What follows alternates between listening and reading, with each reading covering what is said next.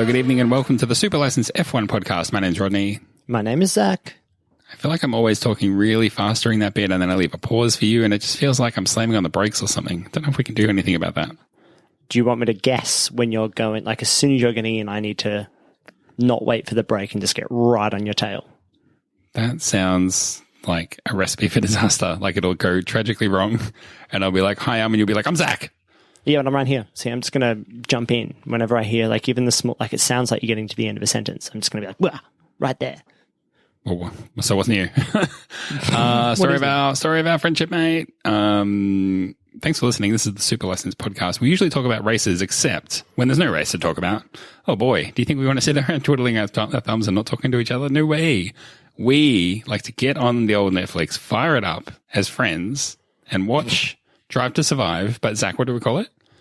Dare to swear, mate, because everybody's got the freedom to swear, as opposed to when you watch it, there's no unfiltered feed when you watch Formula One on regular television. You've got to wait until the documentary series that Netflix puts out with all the fun swear words in it, when they usually just get bleeped on the weekend. The only other way to hear those swear words is to go live to the track and hear the drivers swearing at each other there. And you can't do that because COVID. You would need one of those things with the little, like the headphones hooked up to the little cone thing that like a satellite dish, but a miniature one that you hold, so you can hear from across the paddock. But then you also have to be in the paddock, I suppose. Yeah. Speaking of going to the paddock or the races, I got an email from F1 Tickets. Or F1tickets.com sounds like a fake website. Like, yeah, we definitely sell F1 tickets. F1tickets.real. But the actually stands for fake, so it's fake one tickets. No, the Formula One tickets shop from Formula1.com sent me an email around like, hey man, why don't you buy some Hungarian Grand Prix tickets for 2021? Why that one? Why the Hungarian Grand Prix? Well, I've been to that one. So but previously you were on a list. Yeah, but I didn't know that they were having fans at that race. I suppose it's up to... Spoiler, that's a podcast exclusive.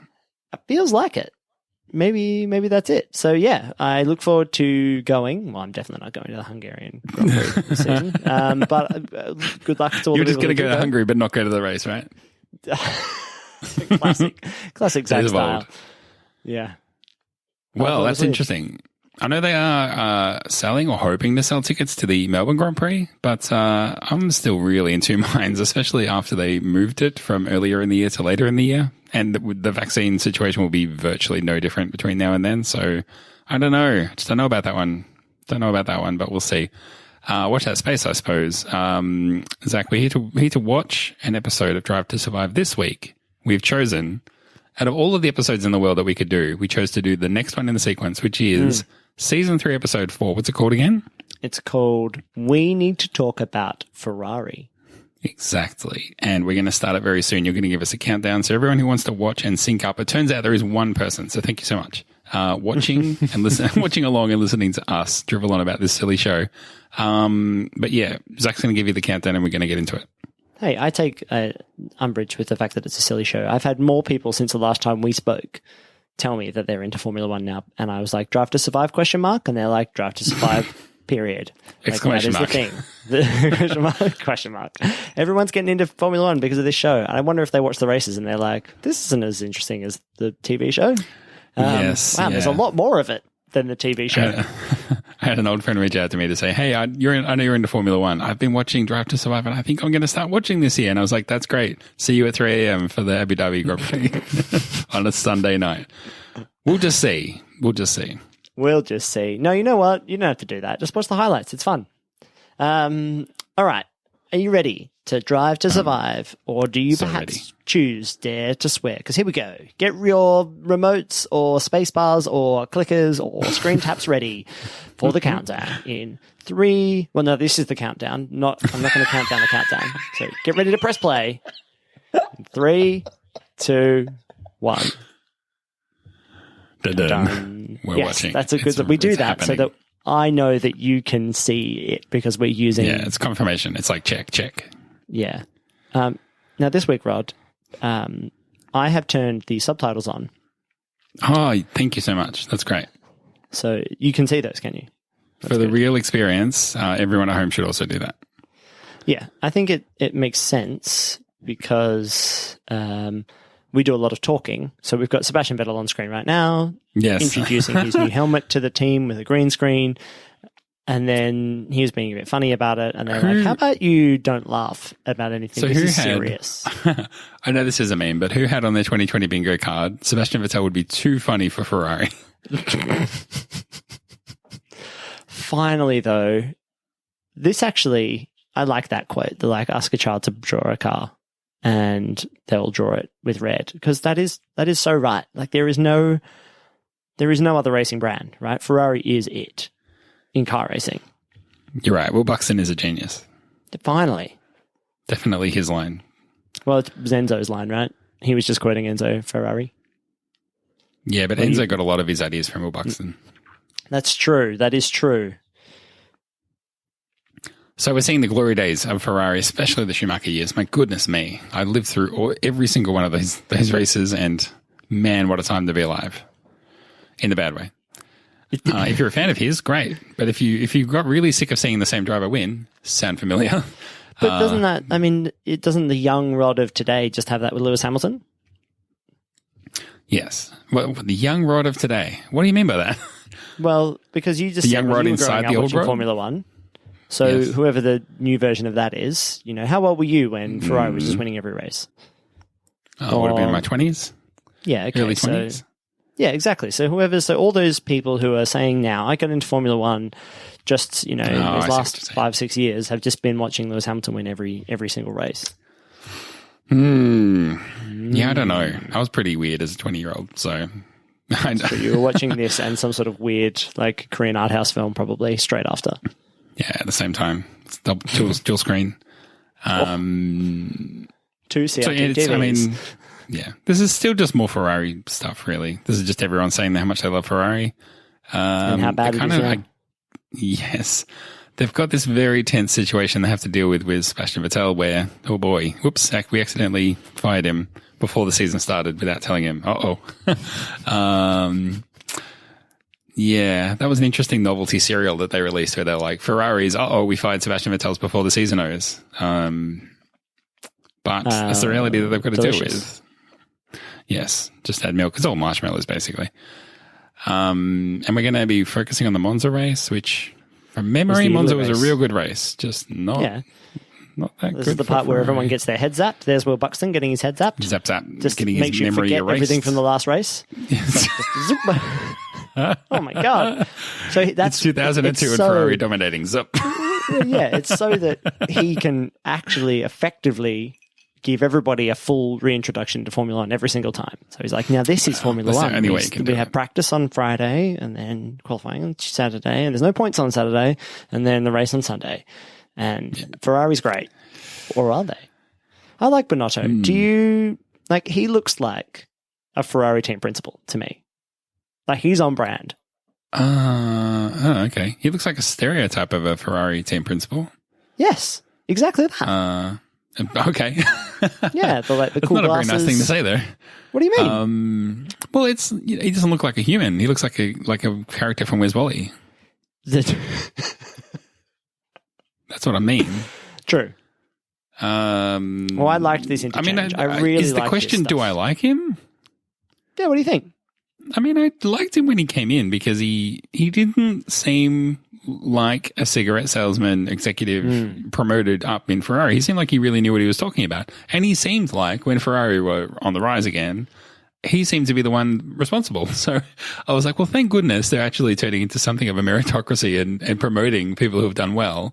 But at the same time, I feel like during the downslope, the bad years, he sort of talks a lot of dribble and maybe even lies. And I don't know how I feel about that. Yeah. I really liked this interchange of him and the head of comms talking about, like, okay, what's our line this week? Like, what are the main things? And then, like, well, what about this? What about that? And then, like, determination's a good one. They're like, yeah, let's stick to determination. Literally the next interview. And they'll probably just cut it up this way, right? But literally the next interview, he's like, it's really been tough, but we got determination. And then, how often will the word determination come up in the next 15 minutes? I feel like that's possible. I mean, I think they've definitely cherry-picked, a bit that makes it obvious. They've told him to plug that word in, and he has. But, I mean, at the same time, I'm sure he plugged it into every interview he did that day, so it's fine. Do you think, when they're just doing the track walk there and they're like, do you think it'll be bad as last year? And the engineer's like, no, it was as bad as it's going to get. And then they're like, what do you think, Seb? And he's like, I think it's going to be a shit show. And do you think that level, like, he seems like the kind of guy who would just be like, if something is crap, he would be like, well, I'm just really honest and I don't care about anybody's feelings. I'm just going to say it's really crap, but have none of the like, we can do better. Let's do better as a team. To a degree, but especially when he's been shown the door and he's riding out the clock. For sure. Yeah. And that, him having his mask on upside down also is hilarious. Scurrier Ferrari. Scurrier. Scurrying around. Scurrying Ferrari. I liked that. I think he's funny. Brave. No mask. Ooh. I'm sure he's a funny-ish guy when he wants to be. But, I mean, like, isn't nearly every person who wants to be funny? No. I stand corrected. What do you mean? Everybody who wants to be funny is funny. Tell me more. Like, people, I mean, there's funny people, but then there's also like, everyone has their moment where they're funny, right? Yes, yeah. You miss the shots you don't take, right? So the people who are like, I want to be funny, they just make a lot of jokes. And I think maybe Sebastian Vettel is like that a bit, like just constantly trying to poke fun, that kind of dry sense of humor. And then the continuity error here, because they've cut back to where he still has his mask upside down. Like, I mean, that's all I can see when I watch this. And I mean, I'm sure that they just wanted to capture this moment and they were hoping that you would forget that he turned his mask upside down again the right way up. But I can't forget it, man. I just saw it. This episode just continues to highlight to me that we got no middle Seb. We got young Seb and then we got dad Seb and there is no middle ground Seb. Like he's not, I mean, when, just like, oh, you just wait, Charles. You've been in sport for 10 years. And Charles is like, man, it feels like I've been in sport for fucking 10 years. Hanging out with you? Jesus. Don't give me you're the young upside. He's like, I've been in Formula 1 for like 4 years now. Like, Charles, I feel like he's been around for ages. Oh, mate, I've been through some stuff. My mate died, remember? Like, yeah, I mean, exactly. I'm old F1. Yeah. I find this weird that they share a screen. Why not just get them two screens? If this was Bottas and Hamilton, they'd be in different rooms. They'd be in different countries. iPads. Yeah. Yeah, that's true. Hamilton would be on two different phones. Ferrari Did you see that video? Branded. Did you see there? Ferrari branded plastic cups. Yeah, of course. I mean, the laptop's branded Ferrari. Look at it. The whole thing's Ferrari. Like beer pong type cups, but with a Ferrari logo. Yeah. I mean, if you're into Ferrari, there must be just a world of stuff that you can get. Yeah, I went to the Ferrari shop in Milan. Yeah, and they had that kind of thing? Everything. Literally, you could get whatever you like. You want Ferrari condoms? They got it. A Mercedes hat with a Ferrari logo. Okay, well, everything Ferrari brand. Although, maybe. What a smart-ass thing to say. Yeah. Yeah. So, way to yes and me, mate. Jesus. Well, I mean, young Red out there thinks that's funny. I loved this. I really, really love this. That they're like, what happened to your clothing collection? And but it was like, I mean, again, this is, I think, Seb going, what have I got to lose? I'll call everything out that I think is dumb. Yeah, he can't have a clothing line because we're sponsored by a clothing line. I mean, I think that is Seb who he's definitely not towing the team line, right? He's definitely just, I'll do whatever I want. Yeah, and they're cheap shots.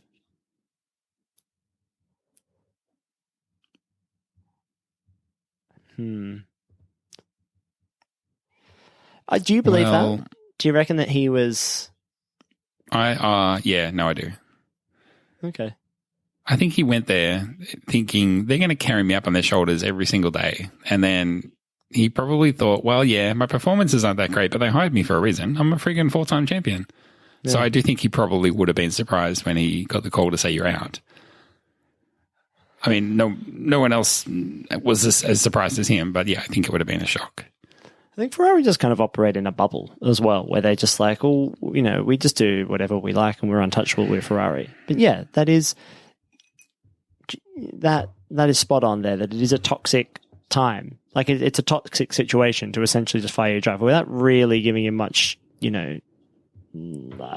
understanding of why or how soon it was going to be announced or all that kind of stuff. And then it was just like, cool. So we're Ferrari, we fired you. We're going to replace you straight away. And also, welcome to the Grand Prix. Mm-hmm. He's a guy though with he had an incredible talent when he was winning all the championships at Red Bull, of course, but he also played that game. A great car. Talent was a great car. Well, the talent was beating Webber in the great car and convincing the rest of the team that he was better.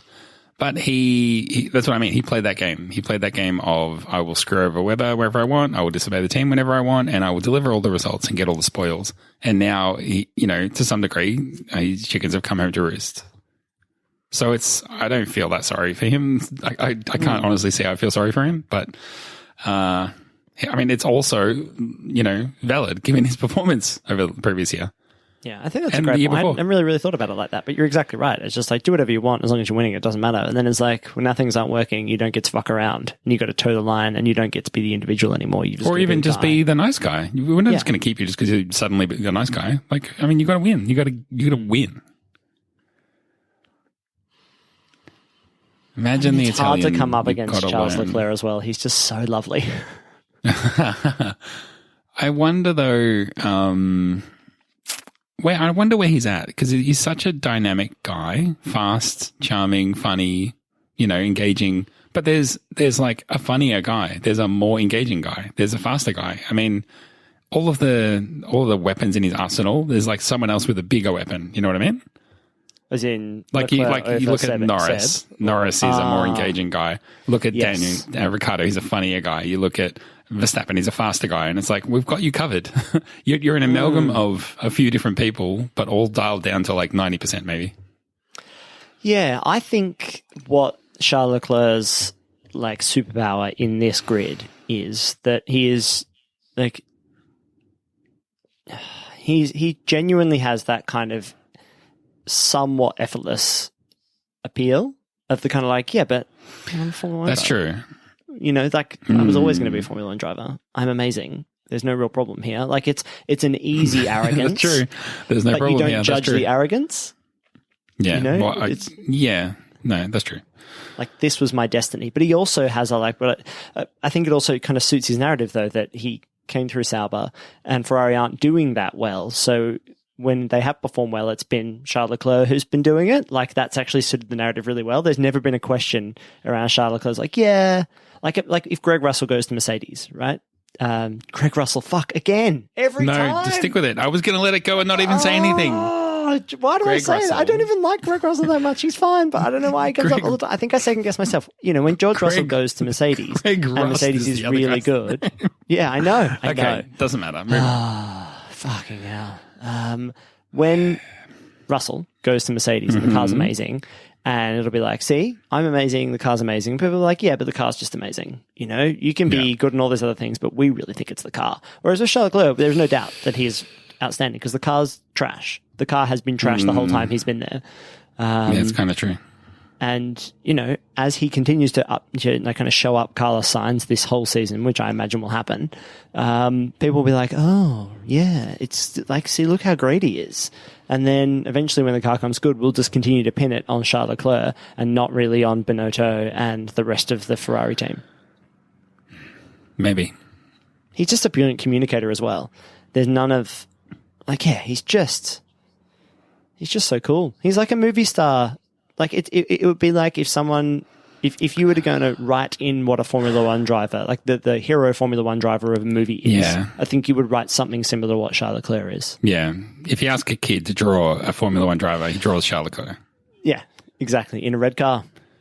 Yeah, I know what you mean. It's almost like discovering a movie star who's just like young and good looking and just has buckets of talent and just shows up and does it. And you go, where have you been all this time? I feel like that's Charles Leclerc, but the Harrison Ford of Formula One.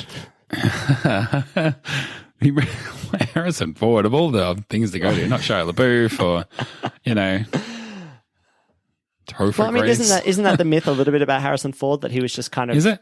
He wasn't really landing the big roles or anything yet, and then, is in American Graffiti and then is in Star Wars, and it's just like, oh, yeah, you're just amazing immediately. Like, you're a leading guy right away. We don't need you in supporting roles or anything like that. It's like you're just the lead man and will be for the rest of your life. And Charles Leclerc has that. He's just the number one driver the minute he stepped in a car. There was just no doubt. Right. That's okay. Whereas Lando Norris, I kind of associate Harrison Ford with like making movies when he's like 90 years old, more of a Sebastian Vettel kind of effort. So okay. Maybe it's because you're not into Star Wars as much. Maybe that's it. Yeah. I've seen We all of haven't it. really been talking about the episode much. It's all right. They're just going around Monza. It's fine. Yeah. Well, what is going on here? You tell me. They're going fast. Well, I think they were just saying that, Vettel was slow, and Leclerc was like, why are we letting Vettel through? He's slow and crap. And... Well, that's a good question. Was this the year where there was, all the dozens and dozens of cars were backing up? It was, yeah. And Hülkenberg is going to cut straight across at the first chicane. And Leclerc is going to just sneak through in qualifying and Seb's going to miss out, or the other way around, something like that. I think it's something like that, yeah. They're like, we're expecting it. And it's like, well, get out there and put your foot down, mate. Hey, traffic. I love that the subtitles say engine revving. It's like, yeah, mate, we're watching qualifying. It's literally all they do.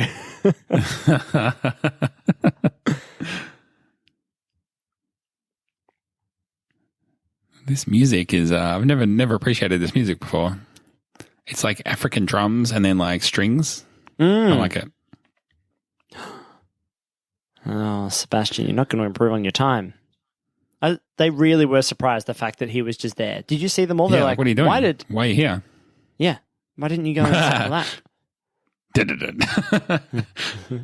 Whispering in Italian.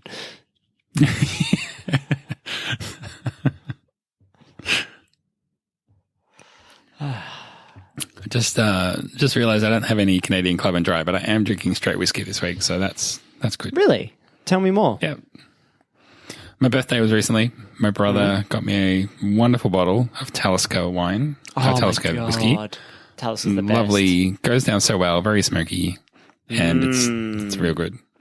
It's great. Very, very, it's real very good for not having whiskey in your mouth. It's the cure for that. We have more whiskey talk coming up because whiskey, on my birthday week, I'm going to Scotland. I'm going to go visit Space. It'll be your first trip of the year. And we're going to Incredible. See some distilleries and do some other bits and pieces. So maybe I too will have a whiskey the next time we record at the same time. Brilliant. Not the next time, the next time. The next time. Yeah. Mark your calendars, everybody. Yes, for whiskey episode. Whiskey business. Whiskey business, yeah. We'll do that. There you go. We've already written the episode title for 2 weeks from now. So here we're seeing the difference between the fun Seb and the diplomatic towing the team line Leclerc. Wow. And Seb is just like, yep, it was shit, it sucked, it was shit, and it's not my fault. Yeah, and no explanation of why he ended his second run. As in didn't finish his second run, sorry.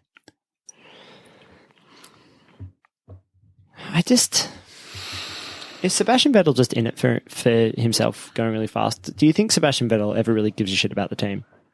Like, based on this episode and what you know about Sebastian Vettel? Actually, let's talk about this because they definitely don't know. They're definitely here. Leclerc talking to Frederick Vasseur, who's the team principal at Alfa Romeo, so obviously helped Leclerc get into Formula One and is like a bit of a mentor for him. And they're like, hey, they're recording. And look, Sebastian Vettel's nearby. Don't talk about him. It's okay, they can't read our lips. It's like, yeah, there's definitely no way they could record us in Italian. But it doesn't matter. I don't need to French. read the lips. The mic picks up the sound, bro. I don't know. Am I meant to be ruminating on something? No, just that, Okay, just the fact pointing that at the moment. Leclerc is so ensconced in the Ferrari world and Sebastian is a mercenary. You were saying something before that, though, about whether I think Sebastian something... Does he do it for the team? What does he do it for? Is he doing it for the team? At any point in his career? I think he comes first. And then I think he's almost... I don't know, man. He's got a touch of the Raikkonens. If it can't be done, I ain't trying.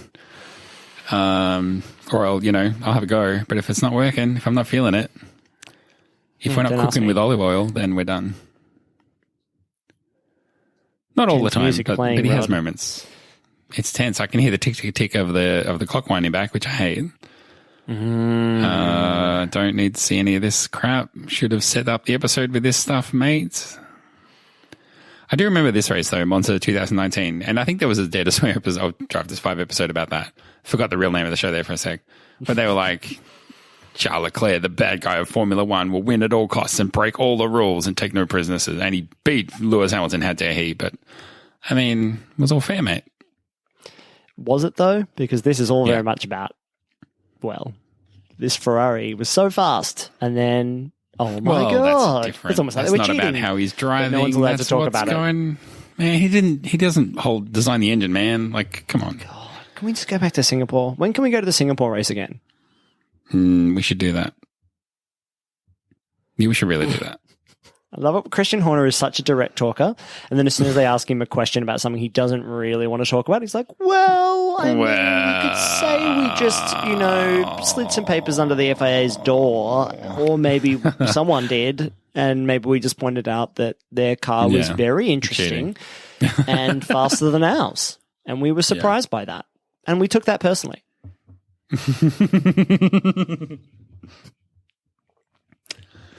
And then it was just undrivable. Literally a few weeks later, that was just like, the car doesn't work. I don't know what happened. Yeah, I mean, that would really suck, right? It's a bit suspicious. I mean, the thing is that Ferrari seem to have, done something to their car. They seem to be fast again right now. But I mean, this show doesn't really take a hard edge towards like, yeah, they were probably cheating, or no, they weren't. It was totally fine. Everyone else was just paranoid. It sort of just walks a middle road, which I don't know how interesting that is. Like it's because they like can't slam Ferrari, right? Because they spend the whole first part of the episode being like, Ferrari is literally the essence of Formula One, and this show is made by Formula One. And it's very nice of Ferrari to let us talk to them and film around them, because they never let us do that until last season, and now we can't be mean to them. Look at that massive watch on the wall there. Can you see that? Yeah, I did see that. Like a 90s style clock as a watch. Anyway, sorry. Yeah. But isn't this what we've been hearing since this debacle? Is that literally every single person in Formula One is like, I have basically signed it without telling you. I can't say that I have, but if I say anything about it, I might be thrown off a bridge. Like there's I'll just disappear. Like we've all signed NDAs, and literally the future in the sport hangs in the balance on us not saying anything about this Ferrari thing. Well, I didn't know that was the case, but maybe. I think I was going to say it's F1's problem of its own making to, have mysterious investigations that come out inconclusive either way. And it's like, what? What do you mean? Were they cheating or not? Come on, man. Well, this is the thing. It's the fact that they were. I mean, they definitely were cheating, but the FIA never wanted to say that about Ferrari. Like, if this was a different team, if this was not Ferrari or Mercedes, I feel like, I think Christian Horner feels like, if this was us, it would have just come out, hey, you guys are cheating. Yeah, he feels all your points are going away. And we're really looking at, your position in the sport. But it's Ferrari. They get the most money. They have the most support. They bring in their minds. the most power. Yeah, exactly. Handsome wrong. I mean, I'm glad they're actually asking him the question, Bonotto. Like, was the car legal? It was like, there's not much to add. Like, that's not anything. That's not anything. Yeah. And he knows How can you get away with the point is closed? And this is what I mean by, like, Formula One being a relatively closed sport, because none of the journalists are going to keep following up with those questions, because they're like, well, you guess who sets whether we get to come to the races or not? No, Formula One. If we're troublesome, we're not going to be able to get in front of these people. So, there's not... Ferrari are untouchable in this circumstance, I would say. Yeah, man. What a shit situation. Well, yeah. So it's almost like this is sort of the elephant in the room. So that's why they had to do an episode about Ferrari and all of that stuff. But then it's also so inconclusive that it's like, really? I mean, anyone else would have been like, well, there's no story there, so let's just leave it. But I mean, you got to do a story about Ferrari because you have to. Yeah, exactly. Because you just have to.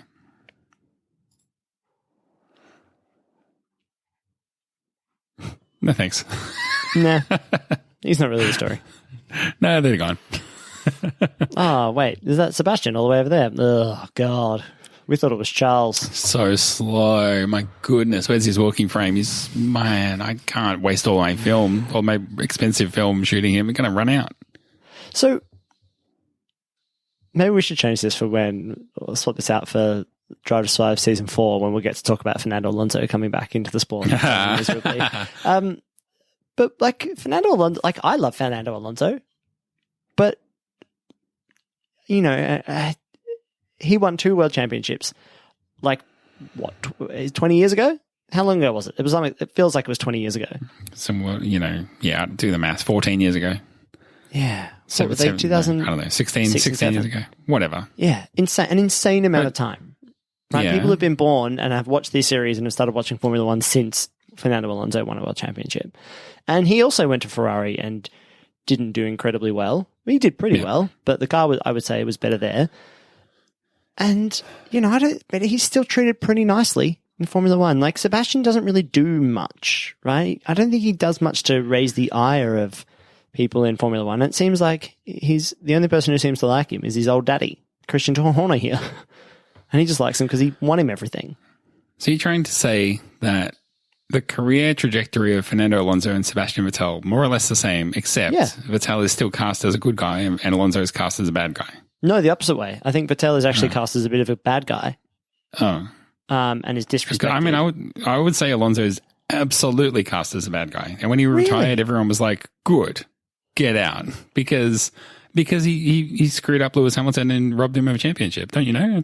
Yeah. I mean, that's why the British press has always hated him. That's an interesting point. I feel like that might be close or further away from Formula One, maybe. Like, I think that people who are quite close to Formula One are like, Fernando Alonso, he just wants everything his own way. What a waste of time. But everybody who's like a half step back from that is like, Fernando Alonso is outstanding. We love him. He's great. What a talented driver. And I think Sebastian Vettel's kind of the opposite, which is that if you're close in Formula One, people are like, oh, Seb's actually really lovely and nice and great. And we really like Seb and he works really hard. And then you take the people who are not in the paddock or not following it really closely are like, Sebastian Vettel, what? There's nothing in me. He had a really great car for 4 years and they did nothing since then. And kind of, you know, banged tires with Hamilton that one time, seemingly for no reason. He's always on the radio complaining. Doesn't really have a personality. And why is he still here? Just an old man. Like, what's he doing? Like, who do you think would be more admired coming back to Formula One? Fernando Alonso, a lot of fanfare. I think if Sebastian Vettel took 2 years off and came back, people would be like, oh my fucking God, why? I guess that's kind of true, but I feel like with Fernando, there was an element of, I mean, again, I feel, especially in the media, that he was not liked. And then I feel like, though, with fans, there's an element of like, oh man, you had all those years at McLaren when they were absolute dog shit, and we feel so bad that we wasted your talent driving that shitbox around. So there feels like there's a little bit of unfinished business there. That was, maybe. You know, and it's the opposite with Vettel, where it's like, you were garbage in a Ferrari for multiple years, and we don't accept that. Yeah. I think if he retired, everyone would be like, have the same reaction. Like, that's probably about right. Yeah. Do you reckon Mercedes, we just missed it before, but they were speaking to Toto. Like, hey, you going to look at him? And he was like, I mean, we look at everyone. Like, he's a world champion who's out of contract. And then say no. And then we go, no fucking way. Joking. The guy sucks. I've got to get Greg Russell in this car somehow. Oh, fuck. I think it's more from Toto. I think it's more like, hey, I have to go to board meetings and stuff. And if one of the board members says, did you look at Sebastian Vettel? I have to say, yes, I did. Yes, I did. Yeah, he's a nice German driver. We're a nice German company. He doesn't want him. Get him in. You know, he could do a job, right? Surely he's better than Bottas. But like, yeah, but he costs so much money. And God, he'd be here all the time and whinging. Be terrible. Dun, dun. We're going to get some on-track action. Is this the first on-track action of the episode other than qualifying? Well, look, I don't want to tell the producers how to do their job. 30 minutes. This is a show about racing. No, it's not. It's a show about politics with racing as the backdrop. Oh, whatever. That's like saying this is a show about heart rates. Who's this on the grass here? What's he doing? Daniel Ricciardo. What are you doing out there? He's always on the grass. Yeah, it's probably Ricciardo. He loves a bit of grass action. Oh, Albon, get out of there, Albon. Exactly. That's why they had to put the caption up there, like, this is Albon. Man, Vettel had a bad race. I don't know how you remember this stuff. Like, I just can't remember anything about any races. Once they happen, we do the podcast on them, and then I just forget them. I get zapped with the temperature gauge thing like Will Buxton did. It's just like, right, next race. Here we go. Right. Like, if you told me this was 2017 Monza, if you told me, you know what, if you told me that I was at this race in 2014, I might have believed you. If you told me that I was driving past as the race was on while I was on my way to go somewhere else, I'd believe you. It just always amazes me. Like, it's like my level for remembering stuff like has to be like, it has to have been incredible. Like, yeah, I can remember Grosjean crashed. Yeah. But maybe in a few years' time, I might be like, did that happen at Bahrain or Abu Dhabi? Like, I might forget out of those two tracks, like where that happened specifically, because they're really similar in my mind, even though they aren't similar at all. I know what you mean. I remember watching a race a few years ago that was like, I don't even know, 2000, let's say 17. And I was watching with a mate of mine, and he was like, oh boy, this race is a bit like this race, but in 2013, but without the aggro. And I was like, I don't know what you're talking about. I have no idea. What happened in 2013? What was their aggro? Why is there no aggro here? I don't get it. Which team is that? Aggro? Yeah. What sport is this? But no, I know what you mean. Like, I come up against it, they make it sound like there's aggro between me and whoever I'm talking to or about. But on a podcast, for example. Yeah, well, I've been watching Formula One for almost a decade now, and compared to other people my age, they're like, well, I was watching Formula One in the fucking womb, mate. And I've gone back and watched all these old races, and I remember every single detail. Like, I just can't with people. Like, I feel like I'm letting our team down in some way because people are like, oh, gee, you know, no. blah, blah, blah, did that thing in 2015 in Singapore. You don't remember that? And I was like, oh, that's not what brand super license is about. And, you know, I never want to be gatekeepery about that kind of stuff. And if someone wants to go and memorize what happened in every race for the last 70 years, that's fine. Go ahead and do that. But that's not the only way to be a fan. And I would never endorse that. No, good. Phew. I just wanted to get that out finally. I've been that said, lift your game. You don't know. God damn. Learn a thing. Learn a thing, Zach. Please. I know the names. All of the way here. I can't carry you any longer. I was going to say I know the names of the cars, but sometimes I forget the difference between Alpha ALFA and Alpha ALPHA. Oh boy. Whoops. Dear, oh dear. We'll fix it. We can fix it in post. Be good if Charles Leclerc's name was Le Charles Leclerc, right? You know, Charles Leclerc is French for Charles Leclerc. Charles Leclerc, or Clark, if you're in the Leclerc. Yeah. Charles Leclerc. That's when he wears glasses and you can't tell what his super identity is. Carrying a notebook. What is this? What's the story of this episode? Honestly, what is it? Tell me. Well, that Charles Leclerc is really good, and he's the number one driver, and he's the future. Because they've never given a contract. They never gave Schumacher a 5-year contract, but they gave Charles Leclerc a contract because they wanted to trap him there because they knew he was really good, and their car was shit. So they were like, is this a counter narrative? Is this a counter narrative episode where it's like you probably think Sebastian Vettel is the biggest driver in Ferrari, but let me tell you something. Because I mean, if that's your story, you're 3 years behind the 8 ball, mate. Yeah, but maybe people who are new, they like people who are just picking up Drive to Survive off the rack at Blockbuster. You're putting down the bloopers and dunks NBA video. Yeah. Volume 49, and you're picking up. Yeah, you've heard of Sebastian Vettel. You're like, he's the guy who won all those races. Library. He's amazing, right? He must be at this team, and just be like, oh my God. Like, he was on the cover of the game 7 years ago. Yeah. Oh, kablam. Jesus. That looked like it really hurt. Yep. And didn't we see in an earlier show about this race that highlight? Yes, yeah. So why not put this story first? This stuff drives me crazy. Put this episode before that one, and then when it's just mentioned in passing in the other one, you go, oh yeah, that's right, I saw that in that other episode. Do you think, the people who get into Formula One, having watched Drive to Survive, they're like, wow, I didn't know Formula One was so chronological. It's funny that it seems like they go to the Monza Grand Prix like every 3 or 4 weeks. They're there all the time.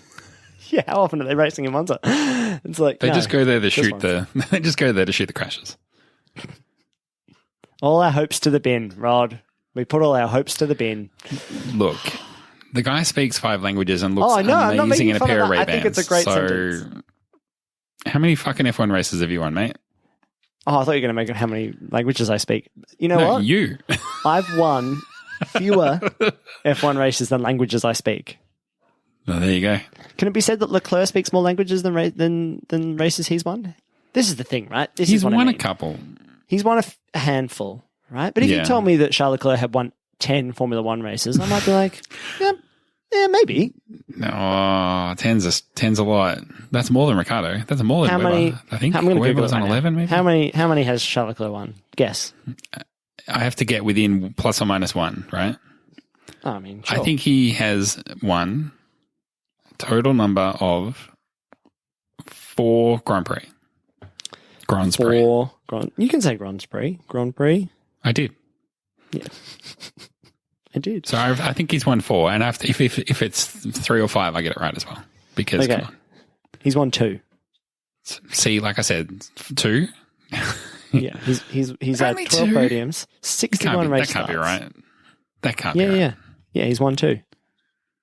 He won the Belgian Grand Prix in 2019 and won the Italian Grand Prix 2019 when the car was cheating. They were back to back, I think, and that's why it seems like more. Yeah. And I think he had a couple of poles, and I think maybe Sebastian won one around then as well, maybe. It just seems like pole positions. Oofa doofa. Yeah. Yeah. He's how old is he though, Rod? What are we doing here? If we're going to play bloody Super Quiz, I want the noises. He's 25. 25? What? He's the young gun. He's not, but I know he's not like 20, right? He's been in Formula 1 for 4 years. Yeah, he's 23. So, yeah, come on, geez, give me a break. I've been there. Florence. Beautiful. That city or up in that helicopter? I haven't been in that helicopter, no. I've been over those bridges, though. What's the best thing to do in Florence? Ooh, go and see a Formula 1 car on the street? No, you go see Michelangelo's David, the actual David, the big one, the real one. That's the best thing. But then walk over the bridge, and then go to the gardens. So walk over the Porto Verene bridge and go walk into the gardens because they're beautiful as well. Right. Find the other little Davids, the small ones. No, they're there. The one not by Michelangelo, the one by the other Ninja Turtles. What do you mean the other Davids? You're not making any sense. No, there's lots of other small Davids around. The real big one, the real original. Right, okay. And then the other ones are meant to be Museum. What? Well, they're just other versions. Well, it's the same thing. They're just shrunk down. They're not famous. They've just got them dotted around in the gardens for fun. It's a bit of fun, Rod. Jesus. It's a bit of fun, Rod. It's a bit like when you go to the Empire State Building and you come downstairs and there's a gift shop ready to sell you small Empire State Buildings. It's just a bit like that. It's just a bit. Did you yell at the clerk there? The clerk in the Empire State Building shop? Why are they so small? What are these? Empire State Buildings for ants? Why are these here for fun? Kick it over. Sir, this is a bit of fun. I thought there might be some significance. Like these were the models that he made before he made the big one to make sure that he can get the ratios right. I thought they might have been like tribute. I don't know what I don't know. They could be tributes. Yeah. God, read a book, Rod. It's just for fun. Book. Learn a thing, Rod. How much do I have to carry you on this art history podcast? Oh, this is so awkward. The big news is you're fired, but also that you're going to go rate for. I love that. I love that he's like, you got Aston Martin and beyond. Wait, for 1 year and beyond? And Leclerc's like, oh, beyond. Like you think you're going to have a twilight to your career. That's nice, sweet. Yeah.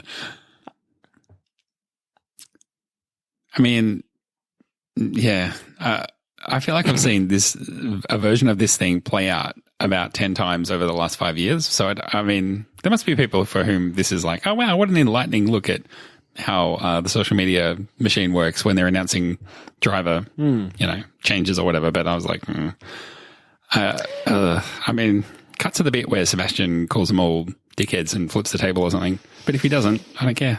Yeah. I mean, that was... Yeah, because that was a story I didn't really think about at the time, but I actually think they did a pretty good job here of showing that Ferrari weren't really happy. It's like this was meant to be our big, like, wow, we've been in Formula 1 for years and years and we're doing all this great big PR and event, and then literally the day of that, you're like, oh, I've signed for Aston Martin. Let me take all the headlines. Like, that was harsh. Well, I mean, but at the same time, firing him without telling him was pretty harsh. Did they fire him without telling him? What does he owe them? Look, you're right. He doesn't owe them anything. That's true. But he is still contracted. And you don't, like, why burn bridges on purpose, right? It's not like you're not going to spend at least 23 weekends with these people in the next year. Not just, you've got another 10 with them this year. Yeah. And then next year, you're going to have to be around them all the time. Where do his loyalties lie? To himself? Aston Martin. He's just signed there. Aston Martin, yeah. That's true. Aston Martin. He wants everybody at this big celebration of Ferrari to be like, I'm going to Aston Martin. Now they're in the narrative. You could do real damage, like, right? Couldn't you? Like, you could really, if you know you're moving teams, you could just be like, oh no, my car crashed and I took out all those people who were in front of Racing Point, and look, they've climbed the rankings and they've got more points and more sponsorship now. That's a real good way to get put on the bench. By who? By where's Wally right there? Just says, no more racing for you. We're going to put Giovinazzi in here. We're going to get Kimi Räikkönen back. Going to get in the super sub Hülkenberg. And he's going to drive the rest of the season. Yeah. Nico Hülkenberg is available. Could we get him in the car? Yeah. You can go and bloody sip some sparkling water at the back of the garage.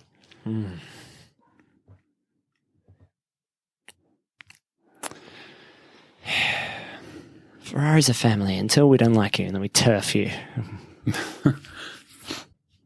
It's dysfunctional family. I would just never do any of this, like do big events and everything around my team on a race weekend, because like then you'll just fuck up and it'll be bad. Like, it's never good. All right, I'm going to pause it now. Yeah, no spoilers. I don't want to see what happens next episode till we get there. No, exactly.